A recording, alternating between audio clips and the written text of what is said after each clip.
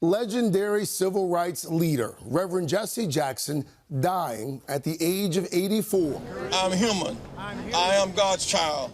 After decades in the public eye, watching a country change as much as he did, Jackson, born in 1941 in Greenville, South Carolina, was a young protege of Dr. Martin Luther King Jr., his life changing when King was gunned down in Memphis. Jackson, literally, there by his side. It sounded like a stick of dynamite or a large firecracker.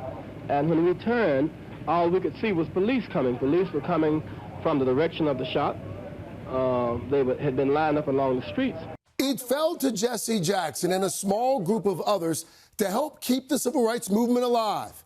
The Baptist preacher known for his stirring speeches. Repeat this. I am somebody. Becoming a voice of the people. Keep hope alive. Keep hope alive. Jackson made Chicago his base of operation, starting what became the Rainbow Push Coalition, urging companies and politicians to improve opportunities for minorities. And he had his own political ambitions, launching a bid for president in 1984. The campaign marking the first time a national party had a major African-American contender.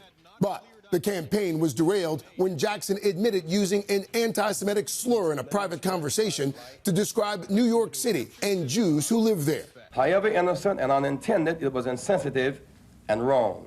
His apology at a New Hampshire synagogue helped him climb out of a deep political hole.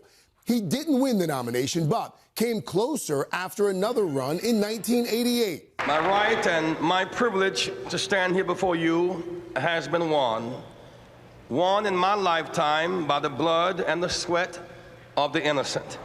20 years later, a visibly emotional Jackson witnessing America elect its first black president, Barack Obama, a fellow Chicagoan. Over the years, Jackson used his considerable leverage as a statesman here at home to draw headlines around the world, joining the fight to end apartheid in South Africa, winning freedom for Americans held captive overseas, telling Today in 1999 he was always conscious of Dr. King's legacy. The dream continues and the struggle continues, but every now and then we see flashes of hope. Inclusion leads to growth, and when there is growth, everybody wins. In later years, Jackson facing multiple health issues, diagnosed with Parkinson's disease in 2017, hospitalized with COVID in 2021. But he remained involved in politics, leading Get Out the Vote efforts. And in 2024, he was honored at the Democratic National Convention. Applause for a civil rights icon who dedicated his life to keeping hope alive. Craig Melvin, NBC News.